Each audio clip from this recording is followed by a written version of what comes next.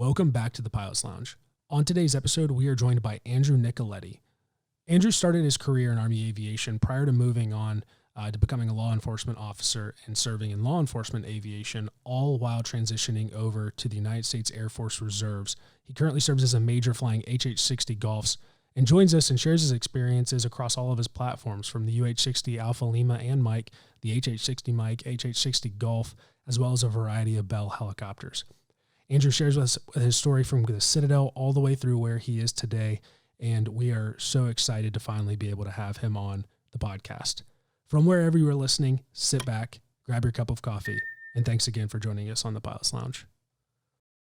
What's going on, Battalion? This is John Gray, host of the Hangar Z podcast. We love the Pilot's Lounge podcast and know you do as well. Hey, when you're done here, come check out the Hangar Z podcast. We're the first and only podcast promoting the personnel and equipment behind the missions in public safety aviation. You can find us at hangarzpodcast.com or anywhere where you listen to podcasts.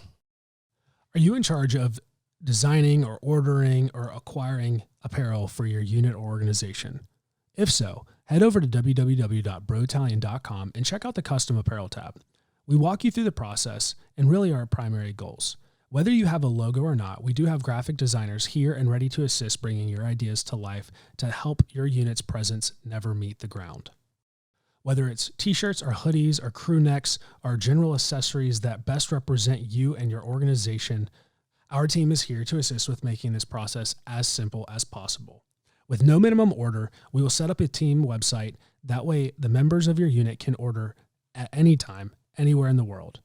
So head on over to www.brotallion.com and fill out an inquiry form to figure out how we can help you today. Again, welcome back to the Pilot's Lounge. We're joined by Andrew Nicoletti, man, once again, a varied experience from flying with the Army as a captain, moving on to currently flying as a major with the United States Air Force Reserves, as well as working as a law enforcement pilot. He brings to us a variety of experience. Drew, again, welcome. We apologize for some of the technical difficulties that we've had today, but nonetheless, we are stoked to have you here. No worries. Happy to be here. So, Drew, kind of going into a little bit about what you're doing down in Florida. Obviously, we don't have to dive into who you're working for, whatnot. But do you want to talk a little bit about what took you down to Florida and your background before we dive into our daily table talk questions? Yeah, definitely. So I was born and raised in South Florida, which is kind of rare. Not a lot of Florida boys out there, but here we are. And I started flying when I was 14. Got picked up to do ground school, like traditional ground school, from an Air Force junior ROTC program I was in high school. And then got sucked into doing Civil Air Patrol. My first 12 hours were in Civil Air Patrol before I was 15. And then that was it.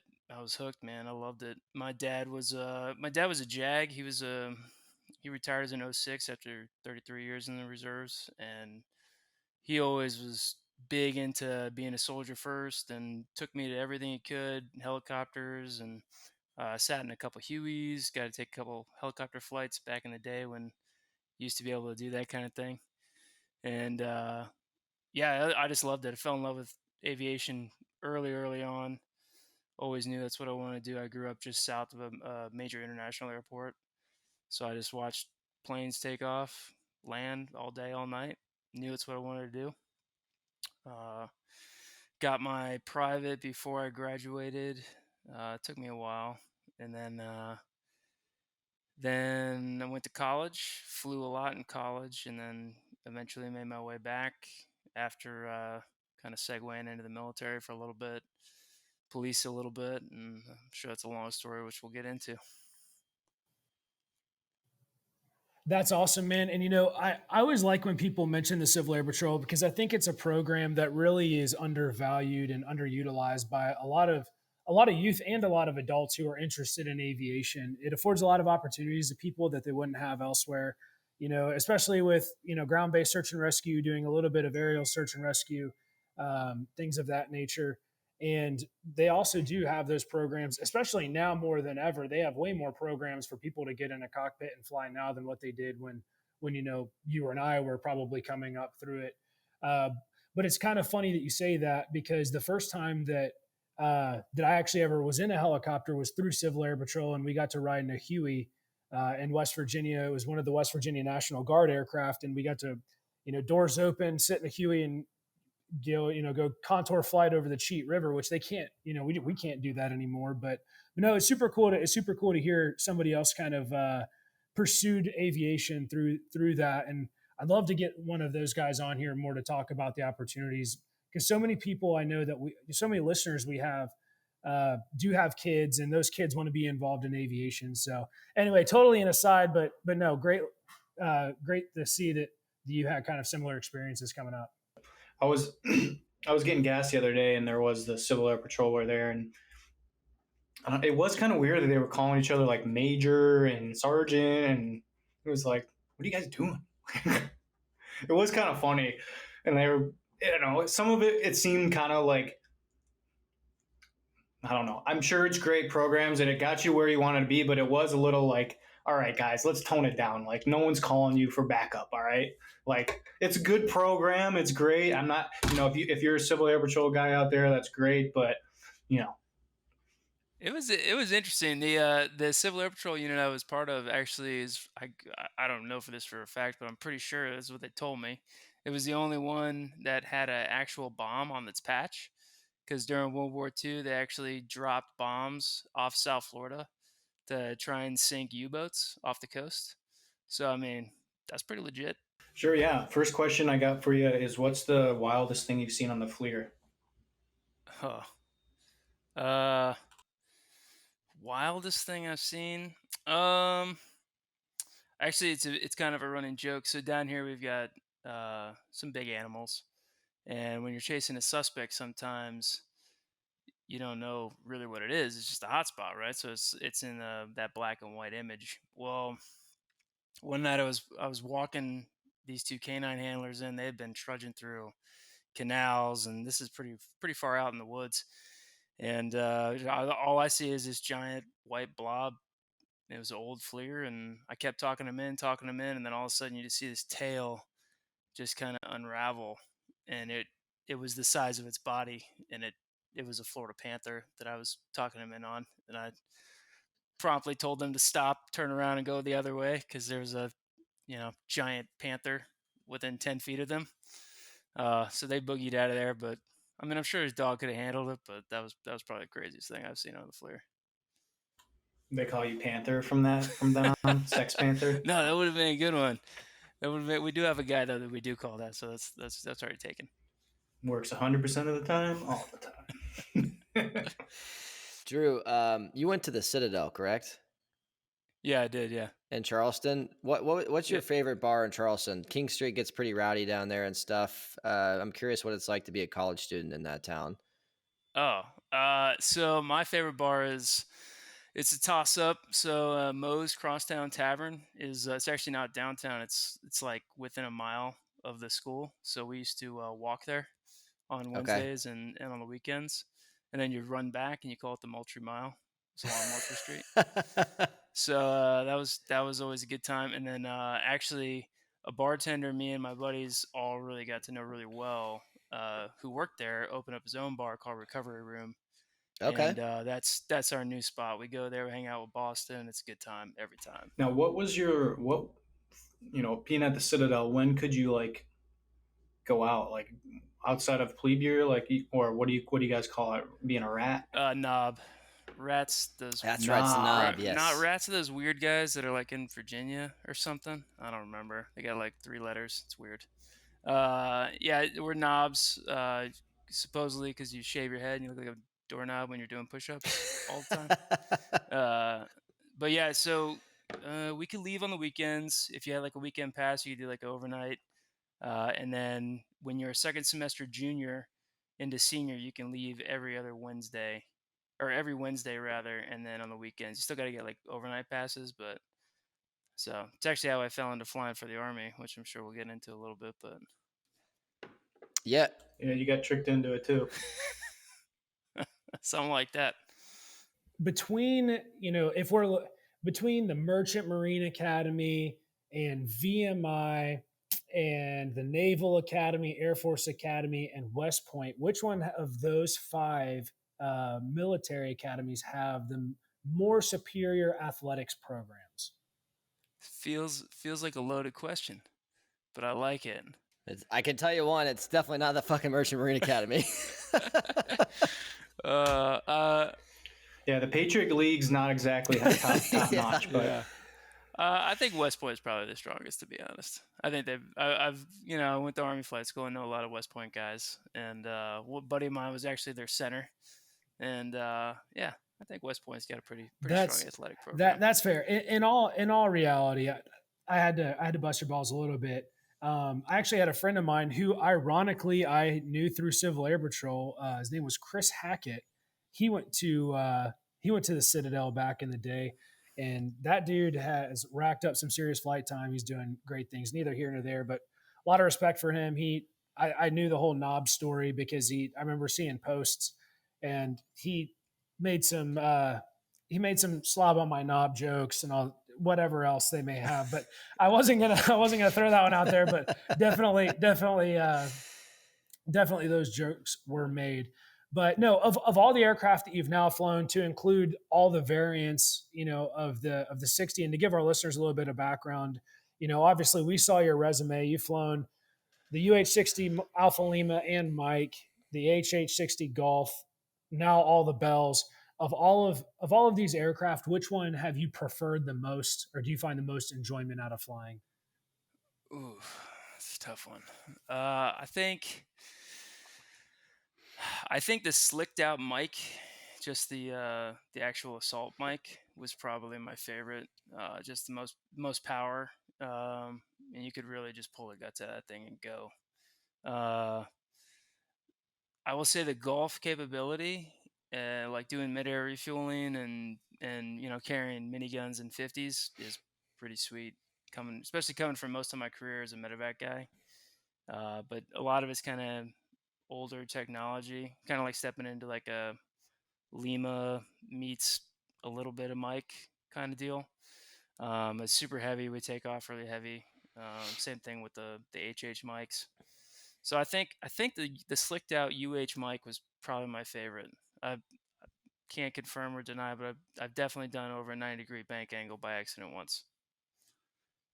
I think most of us have accidentally done It's an accident. Done bank angles in excess. Yeah, evasive maneuvers. And first off, we're not going to dive into that. It's when you look down and you realize, as long as you're taking corrective action to fix the problem, when you realize it, it'd be all right. But kind of talking a little, let's kind of go into a little bit of your progression through leaving the Citadel, or your experiences at the Citadel. And I understand some stuff. Spencer's got a question before we dive into that. I just want to inject this now. That way it's not super weird timing. Kind of on the topic of the Citadel, we haven't had anybody on yet that's gone there. So I'm curious if you can just talk a little bit about your motivation for attending there, a little bit about the experience. Were you on an ROTC scholarship while you were there, or did you just do like the regiment thing or whatever it's called? Can you just like talk to us a little bit about the program for anybody that might be interested in going there and some of the benefits that it offers? So I had a very interesting route. So I went out to the Air Force Academy. I toured a few different schools and had interviews at different schools. Met with congressmen, did all that, and it was negative 27 degrees when I went to the Air Force Academy. That's can't be about that life. That was way too cold for me. And then the idea of kind of going someplace that was in the middle of nowhere was a little concerning for me. And I wasn't really sure what I wanted to do. I wasn't really sure. I knew I wanted to fly. I didn't know what branch. I was inundated with 33 years of Army from my dad, and I knew that was a good option, but I wasn't sure what I wanted to do. So we went to the Citadel. Actually, my junior ROTC lead instructor, who was a Colonel Cotter, he went to the Citadel, so he was like, you go check it out. So we went and checked it out. My dad and I, we got out of the car, and as soon as we got out of the car, 2 F5s flew over in formation, promptly followed by a C-17, and I was like, this is it. This is awesome. So it's right on the approach path for Charleston Air Force Base. And I just knew that I was going to be surrounded by aviation when I went there. I did have a 3-year Army scholarship, which I gave up a month in to join the Air Force ROTC, which then I did for 4 months to then join the Navy ROTC, which I did for a while, thinking I was going to join the Marines. And I did that up until second semester senior year. And it was a Wednesday. And I had taken all the flight aptitude tests. There was like 6 of us who wanted aviation from the Marine Corps. And, you don't know. You're just like, well, I hope I get it. But I didn't really particularly want to be an FA officer in the Marines. I just knew I wanted to fly. I knew that was probably the best way that I'd be suited to do that. I had restarted, I guess, the Citadel Aero Club, and we were flying all the time. And I just knew that's what I wanted to do. And I took the AFAST on a whim on a Wednesday because the guy I was going to go out with to Moe's said, hey, I got to go take this test. And I was like, well, I'll take it with you. Whatever. It's the Army. No problem.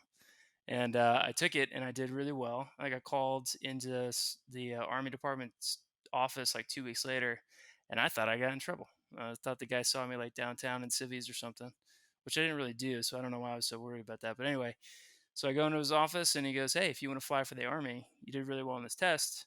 Your grades are good. You go find a unit that will accept you, and you can go fly for the Army. It's guaranteed. And I was like, really? And a buddy of mine's uncle was in the Florida Guard. This and that, couple emails back and forth. Found out when my unit that I joined was gonna have a hiring, and I went down, boarded, had like 5 items I was supposed to have. No idea what I was doing. I still thought they flew Apaches. They asked me if I wanted to fly Apaches. I told them yes. They didn't have Apaches. I went out to the fly line. It was all Chinooks and Blackhawks. That was interesting. And I got accepted. And that's really how it happened. That's how I commissioned in the Army. I wasn't planning on doing that at all. I thought I was going to go in the Marines. And it's a pretty wild story. But the Citadel itself, the core itself, is it's small. It's like 2,000 people, and we're all pretty tight. I still have a group chat with like 21 of my closest friends, and we talk every single day. And some guys are more active than others, but I know I can call any one of those guys at any time, and we'll do something, or we have a tragedy or a celebration in the group. Rock solid. We're always there. So it's pretty cool. It's a pretty cool group. And Charleston was gorgeous. I mean, it was awesome. Couldn't pick a better place to have a school, that's for sure. That's fucking awesome, man. That's a really cool story. I didn't realize. So you went Army Guard coming out of there? Yeah. I went straight into Army Guard. I took like 6 months of an officer recruiting gig, which I literally didn't do anything. Nobody ever called me. I don't know how that worked. I ended up running a lot of ranges in the middle of the state because I hadn't gone to flight school yet. And then it kind of got a little weird there for a second because like at 2 years, if you don't have a job, they're like, hey, you're out. And I was waiting to go to flight school. And then all of a sudden, I picked up a national ROTC scholarship from somebody who dropped out. So the state didn't even pay for me to go to flight school. So that's I ended up going to flight school in 2009. So I commissioned 2007 and then flight school 2009. So talk us through like your time in the Army, obviously deployments, that kind of stuff. You talked about being medevac and assault. Were you a 67 Juliet or were you a 15 Alpha, or how did that work out for you? No, I was a 15 Alpha. I think statute of limitations is up by this point, but I went to flight school and my S1 changed at the battalion, and I think originally I was supposed to go 47s. And when they go around and they go, hey, what are you flying? What'd your state send you here to fly? I go 60s. And they go, okay. So the next phone call I got from the battalion, I was already in instrument phase in 60s. And they're like, oh, that's weird. It says 47s here. Okay, 60s. So I was a 15 Alpha. And I graduated flight school. Immediately went right back for the Mike model transition. I was the third class to go through the Mike model transition, which was awesome to go from flight school 21 to now I'm in an AQC. Oh man, I was living life, king. And then came home for a week and immediately deployed. And went caught my first tour, and we went, yeah, Red Dawn. It's awesome, blowing wind. It was amazing. Yeah, no, we went over. I was in Cobb Echo, Diwania in 2011, and we did medevac. I fell right into a medevac team leader slot. So I guess you don't have to be a 67J until you're like company commander. Um, so I just stayed at 15 Alpha my entire time. I was thinking about transitioning towards the end of my Army career over 67J, but it wasn't really what I wanted to do.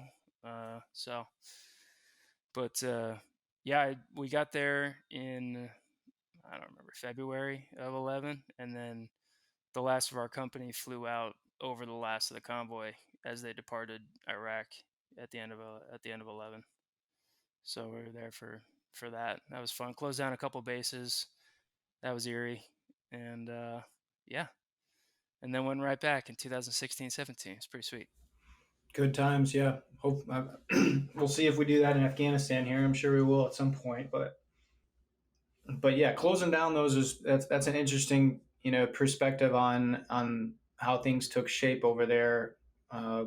When I went to Afghanistan in 17, we were like intermittently opening up fobs just on like a temporary basis, and that was super eerie. Like going up to Tarancot a couple weeks at a time and just seeing it was like zombie land, and I was like super wild. But that's got to be a lot you kind of move forward with into what you do now. So can you kind of explain on, like you said, you kind of, it sounded like you weren't happy with where your career was going as far as the Army goes, um, and why you transitioned. And I guess a follow-on question with that too is, at what point or when were you always M Day? Were you always a part timer that would come on orders, or were you at a full time guard as well? Yeah, so I was just full time guard for like that 6 months. I was a recruiter,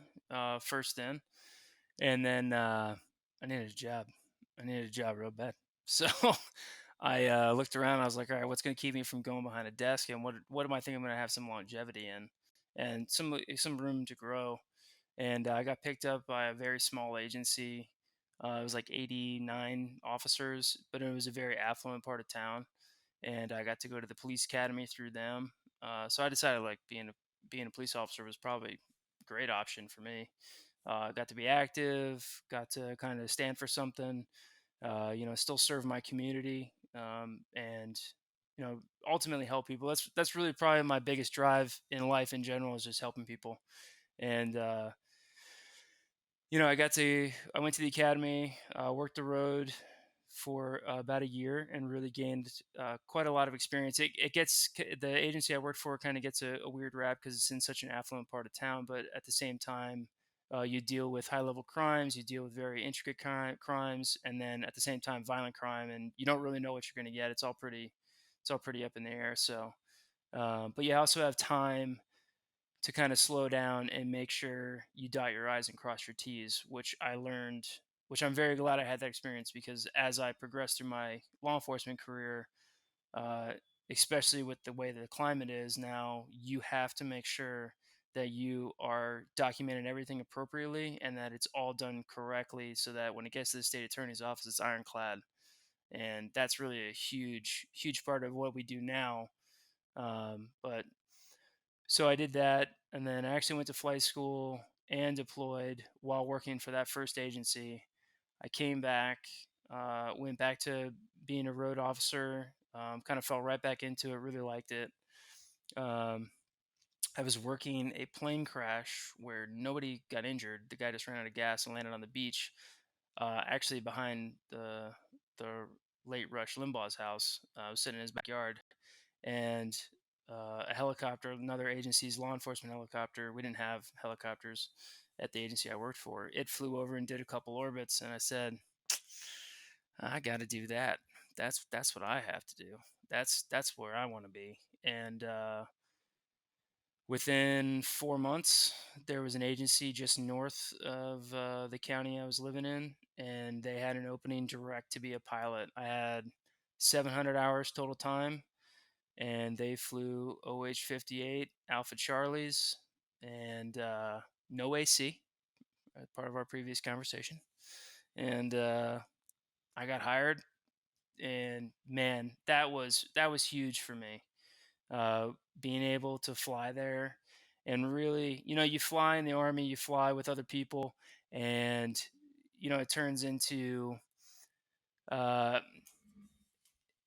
hey, I'm doing a lot of crew coordination. I'm doing hey, can you get the radios? Can you tune identify this? Can you do this? Can you do that? And then when it's by yourself, or the guy next to you or the gal next to you is working the camera and can't do those things, you really learn your limits real fast, and you understand the importance of prioritizing the cockpit, prioritizing your mission sets, making sure you're doing exactly what you need to do. Uh, Unfortunately, there were older aircraft. I had 19 precautionary landings in 3 years for all kinds of things. Usually, like fuel, all of a sudden, fuel gauges will just go to zero. You're like, what? Well, I don't know how that happened. So let me land and check that out. I had a TAC gen go on me once, which is a super, super small piece, but it gives you a low rotor and engine out audio. I was at 700 feet in an orbit at night under MVGs. That got my attention. Had a transmission try and eat itself. uh, these things that you kind of learn. Okay, how not only am I going to execute the emergency procedure appropriately when I need to, but how do I handle these? And I was pretty happy with myself. We didn't ball anything up, and I really decided that, hey, this is a career field that I really enjoy. I feel like I have longevity in it, and I can continue to progress. And that's how it happened. I got 1,400 hours in like 3 years. Just crushed it. Flew doors off. I mean, we were flying out over the ocean, all kinds of stuff, and the mission sets just kept getting more complicated, and I just kept pushing myself and pushing our crews, and I eventually turned into the chief pilot for that agency. I was like 27, chief pilot, had a fleet of 4 helicopters at one point. I mean, it was a lot of fun, but uh, inevitably, I knew that I was still going to be in the military, and the agency we only had three personnel or four personnel at a time, and they weren't going to be able to sustain that if I left for a year. And I knew that's an eventuality. It's going to happen, and I needed to find kind of a home where I could do both careers, because I knew both careers were going to be super important. So then I got hired by my agency now. That's incredible, man. Props to you for, number one, successfully handling all 19 of those situations. I don't think You got to a lot know of people people's backyards real well. Real well. I know, man, but I think it's that's invaluable stuff to learn about yourself, because you can drill that stuff in the sim and go through your check rides and stuff all the time, but until you've actually been placed in one of those situations and see how you're able to respond, and um, how you handle that situation, I think that's pretty incredible stuff. And it's got to be nice knowing how well you handle that moving forward. Should anything else happen, like, hey, you know what, I've been through this kind of stuff before. I know what needs to be executed immediately and what I can kind of take my time on and stuff. And that's an incredible story. I didn't realize that you joined the police force without the intent of flying. So that's really cool that you sort of stumbled into that career path and that you're still in it today. It really is. It's an interesting question that I always get asked, is why don't police agencies just hire direct pilots? And it isn't it is something that's doable. I actually hired an Apache guy who was a reserve Apache guy. He worked out great. I mean, that's what he does, right? That's what he does in the military. Yeah. Is he knows how to work the TAS and get guys on camera. Of course, he's got a kinetic option after that, but we don't. So fur missile is pretty good, but it's not the same. So uh, you know, it can work, but you really need the time to work on the ground. You have to understand, because when you get over a scene and the guys and girls are on a perimeter, or they're tight on a house, and they're nervous. I don't know where this bad person is. I don't know what they're going to do. I don't know what their intent is, and no one's watching my back. And then the helicopter shows up. You can watch them kind of take a breath, and they know, hey, the helicopter is watching me. They're gonna get eyes on, and they're gonna help us and support us through this. And until you've been on that corner and you understand that, it doesn't translate into the person working the camera or the guy flying. So I mean, it's really important as far as like investigations go, traffic stops go, understanding what it's like to sit at a traffic light with a marked patrol car and get really uneasy when someone's in your blind spot because you don't know what they're planning on doing. And that's stuff you can't teach. You have to put people out on the road, and they need to understand. And that also translates really well into when you're working in the helicopter, you are a support entity, 100%. You're not the broadsword, you're not the scalpel, you're a support. The person on the ground working, they're doing the job. You're there to help them. You are a force multiplier. You are their reconnaissance. You are their cover.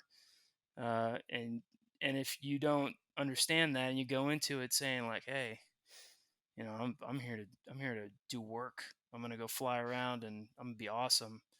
It's not gonna get the job done. You are gonna fly around and be awesome because you're a pilot and you're awesome. But it's not. You really need the time on the road, and you need to understand what that job entails. Absolutely. I think that's been a common theme with most of the LEO guys that we've had on here, talking about the importance of understanding what the guys are going through down on the ground, so that you can help them better when you're up in the sky. And I think that's a unique thing too with the Army Warrant Officer program and stuff as well. You see a lot of guys that were former, like whether they were just 11 series guys or SF guys or whatever, that kind of hung up the boots and traded it out for a low back problem and a flight helmet and stuff. But it's a lot of those guys, like they had a helicopter come save their ass, whether it was a 58 coming down and taking out some dudes for them, or a 60 coming in and medevacing one of their buddies. So I think there's a different level of respect as an aviator for guys that have served time on the ground and then are able to kind of give back to their fellow brotherhood in a different way. That's really cool, man. So during this transition from smaller agency to other agency to a third agency, is that correct? How was your military career progressing? Because eventually you made a transition from Army Guard into the Air Force Reserve. Can you talk to us a little bit about the decision-making process on what prompted you to do that? And then, I'm sure that's not an easy process with paperwork and networking and all that kind of stuff. What did it look like for you? Yeah, it's not an easy process. You really have to. You The more I do this, the more I realize you have to get real comfortable being uncomfortable, because you're gonna do stuff that's gonna be like, oh wow, uh, I inadvertently burned this bridge just trying to better myself. So hope this works out. Yeah, so I went to the agency I work for now. Worked the road. Kind of just fought my way back into flying. Went to the aviation unit. Flew there for a little over a year, or a little under a year, and then got deployed again. Came back, and when I came back, I was the senior captain. I've been in for 12 years. I've been a captain for a long time, and I kind of figured out where I needed to go. Could have gone to maybe the SNS flying Lakota as a major. Could have gone 67 Juliet as a major. Could have gone to XO as a major. S3 as a major. None of those really sounded very good to me. I just was like, I don't really want to do any of those. And I knew that I wanted to fly, and I knew I wanted to be surrounded by, in the words of one of my favorite instructors of all time, the infamous Daddy B, I wanted to be surrounded by pipe hitters. And I wanted to be surrounded by guys and girls who knew what they were doing, who were totally dedicated to their craft. If I was going to deploy again, I wanted it to be with an elite group. And I heard about combat rescue. Uh, And the more that I heard, the more that I read, the more that I talked to, the more I really wanted to do that. And I talked it out with my wife. We've got three small girls, and I just said, here's these are our options. What do you think? And I said, this is what I really want to do, but I'll do what's best for the family. And she said, no, let's do that. That sounds great. Way closer to the house, still a reserve thing.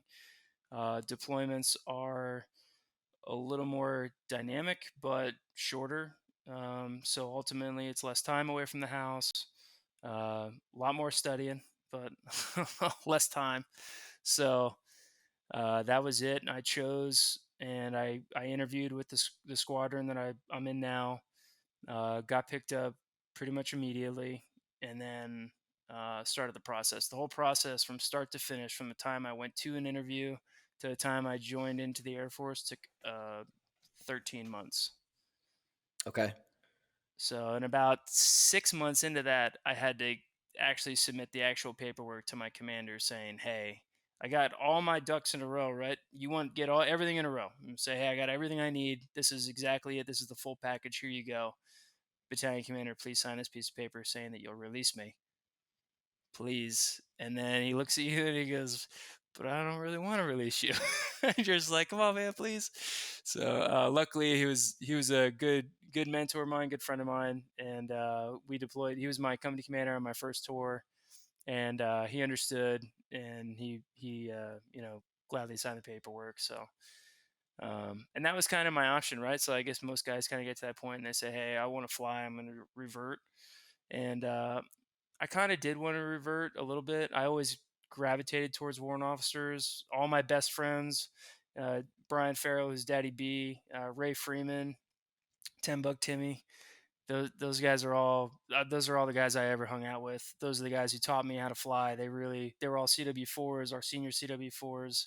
I mean, Ray Freeman and I, we did stuff in the Keys, flying for Hurricane Irma with our crew that I had never even thought I would ever do, period. You fly out off a TACAN trying to land on a giant ship because there's no gas anywhere. And like all of a sudden a ship appears and you're the only crew that's DLQ'd and you get to land on it. That was pretty awesome. So, I mean, landing on back little areas to drop off food and water, people stranded, that was pretty interesting. And that was all I was learning. I was learning the whole time. I might have had 2,000 hours, but I was still learning. And that's, you learn from those guys. Those guys are true professionals. And man, that's who I gravitated to. But I just knew that if I was going to progress in my career and really kind of make a run at it, then I needed to switch. So I swapped over to the Air Force, and I got to tell you, every day I'm impressed. These guys and girls, they talk, and I just shut up and listen because they will drop some knowledge on you. The way that the Air Force flies is completely different than the way the Army flies. And once they explain to you why they do it, it's enlightening. And you're like, wait, I flew like that for 2 years of my life in a combat zone. And they're like, yeah, that's not really smart. This is why you want to do this. And you're just like, oh, that does make sense. Ah, dang it. So it's pretty crazy. The mission set itself is you feel a little vulnerable.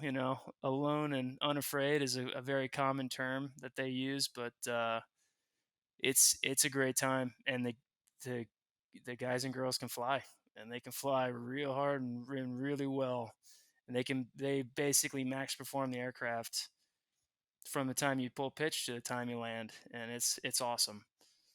So it's definitely a good option. I strongly encourage it. If you can find a unit that's looking for somebody and you can get in, for sure, it's a good time. Incredible, man.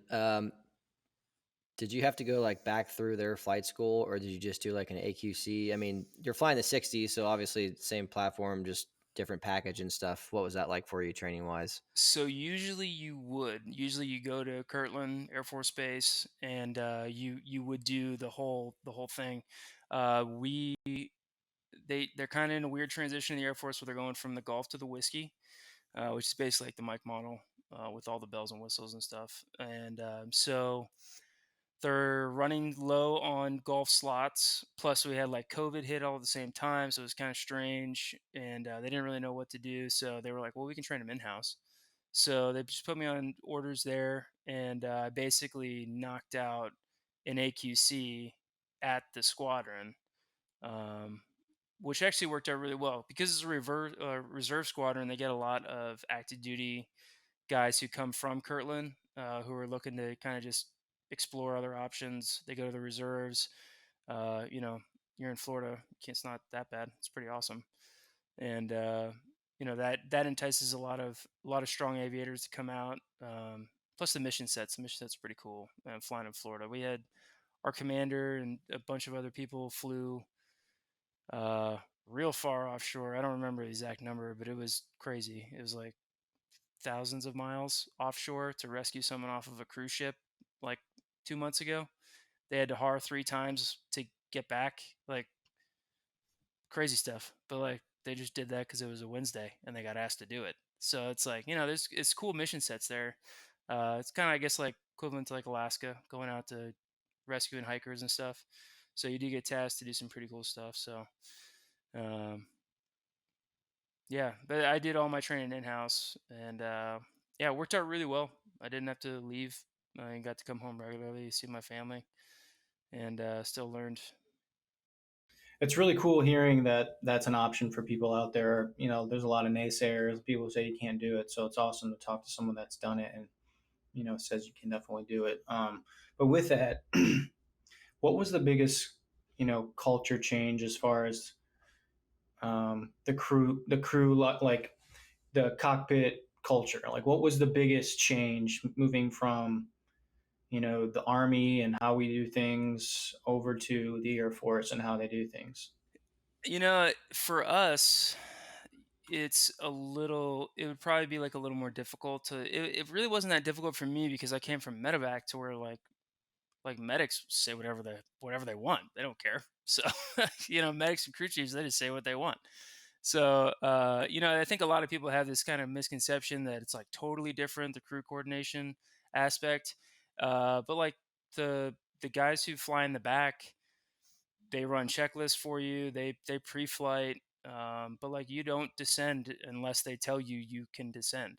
Like you don't take off until they tell you you can take off. Like they have to run these checklists, and it's just because it's really important because the dynamic mission sets and the amount of stuff that we have just in the helicopter to even manage, you have to have all four people truly vested in everything you're doing at all times. Otherwise, you're going to miss something. I mean, it's a very complex aircraft, and not necessarily systems wise, but like the intricacies of our mission equipment can get very complex very quickly.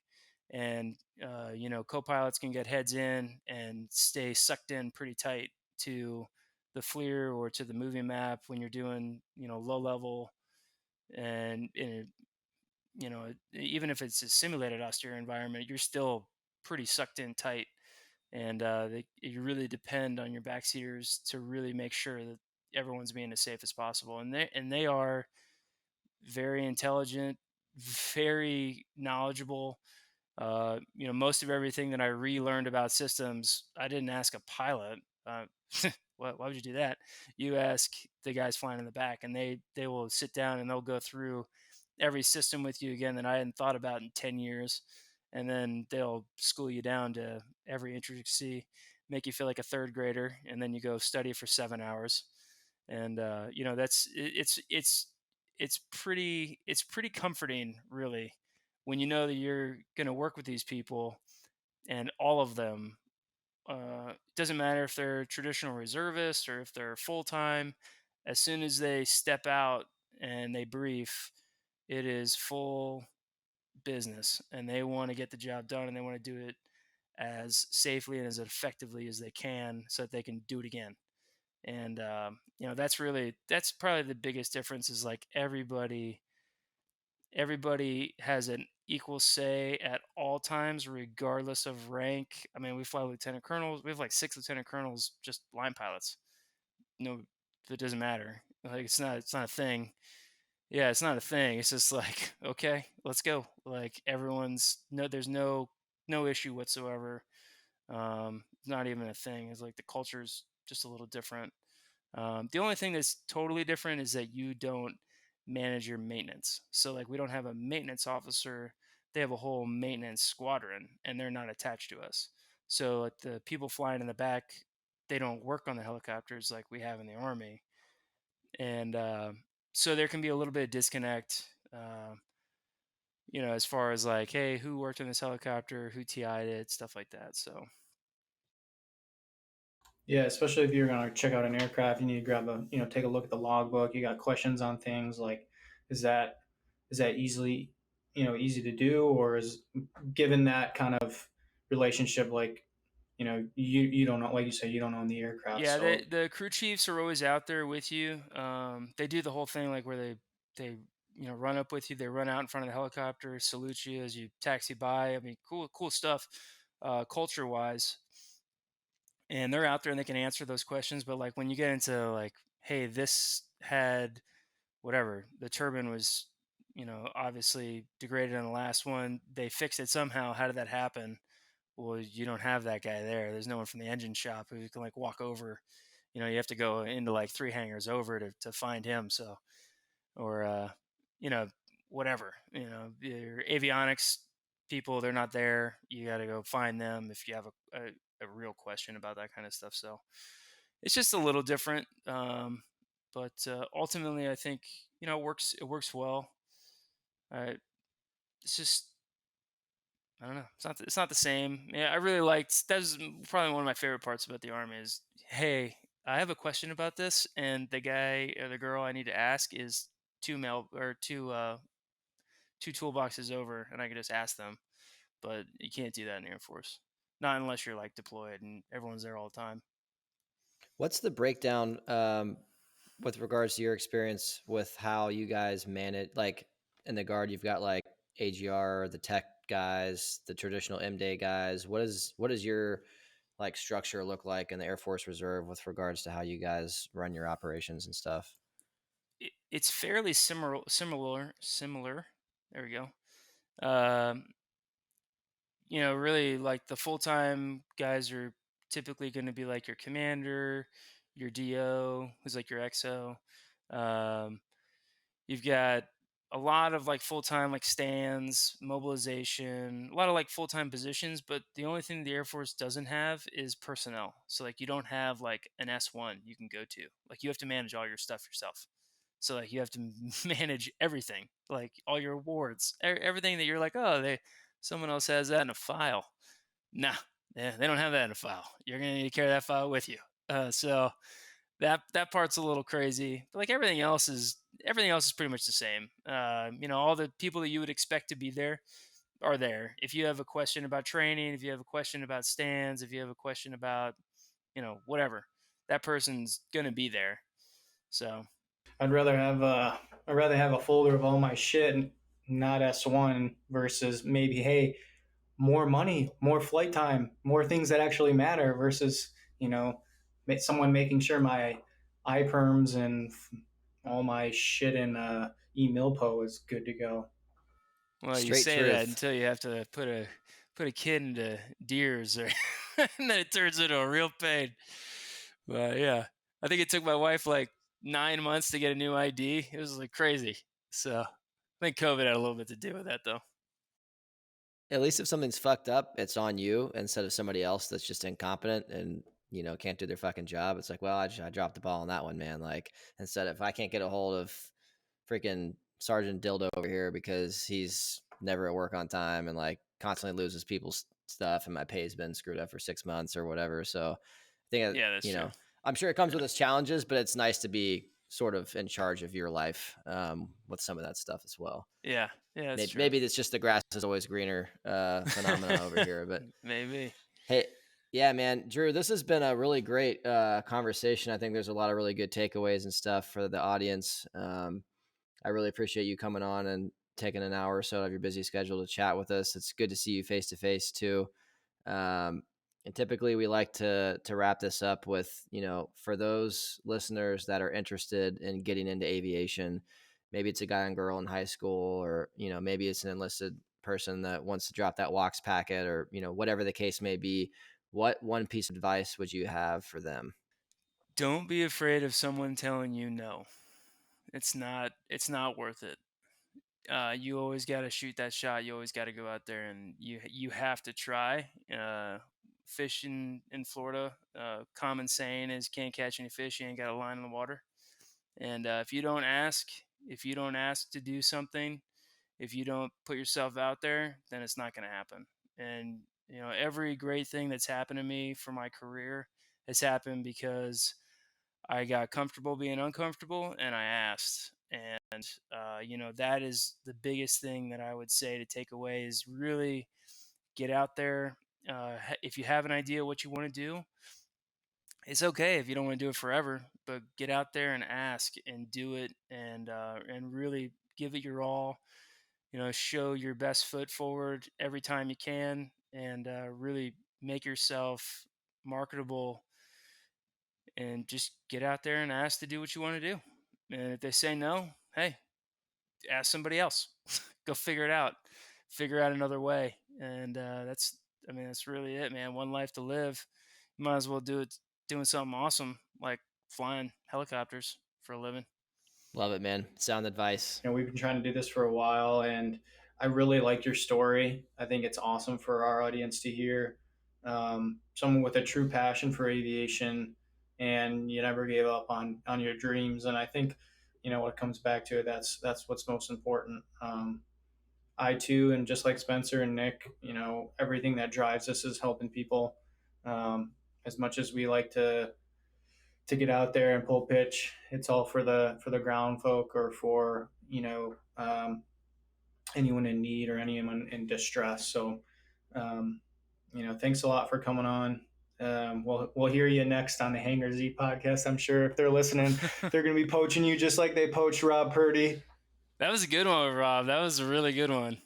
Again, Drew, I want to kind of mirror what they said. We appreciate having you on. Your story is truly incredible. You've got a wealth of experience, and that stands out by saying, even just at 2,000 hours, there's still some. I'm like, Jesus Christ, man, 2,000 hours is probably your more senior dudes on the Army end right now, just because the deployments have slowed down, and you just don't get that kind of flight time. You might have one or two people in a company that have 2,000 hours, or maybe a handful of people in your whole battalion. So that kind of time just isn't it's not as readily accessible to people. And so, kind of going back to what you said earlier, ask, and what's the worst they could say? They could say no. Well, try to find another way. You talked about how, the Air Force the Air Force pilots kind of fly right on the envelope the whole time. And I think a big difference with that is looking at that significant reduction of experience across Army aviation. People just aren't used to flying on that envelope. And we have command level people who are very risk averse because they look at those hours and they look at the lack of experience of our current, force of pilots. And they're like, well, we're not going to accept that risk. So then again, it just everything goes back to what you said. Well, how do we find that? How do we find the way to do that and take the next step forward to do something differently? Because I think that's what we're going to have to do in the future is lean more on the similarities of what you guys are doing and what some of the other branches are doing in order to be successful. But again, a lot of insight, a lot of wisdom, and such a wealth of experience. We appreciate you bringing. Yeah, it's funny you did bring up something, and you keyed me in on it. But something I always tell people is, everyone wants to always be the smartest guy in the room, right? You always want to know the most about everything, and you want to like walk in, especially a room full of pilots. God forbid, you're not the smartest guy in the room when you walk in. But the key is to always want to be the smartest guy in the room, but you got to know that you can learn from absolutely everybody, and you have to take a little piece of humble pie, and you got to understand, hey, the guy sitting next to me, I may have 2,000 hours over him, but he might know something that I don't know, and I can't be the smartest guy in the room if he knows something I don't know. So I got to learn from him. So you got to take that time. You got to listen to everybody. Somebody wants to show you something or teach you something, do it. Learn as much as you can. Never stop, because that's how you have longevity in this career. that's how you make it. That's how you don't ball one in. That's you just got to keep on learning. You got to keep on striving to be the smartest guy in the room, and know that you're not. And you got to keep on trying to be the smartest guy in the room. And those are definitely words to live by. Again, Andrew, thank you so much for joining us. We appreciate you taking the time out of your day and sharing your story. It was a real pleasure, guys. I had a blast. Long time listener, first time caller. I always want to say that.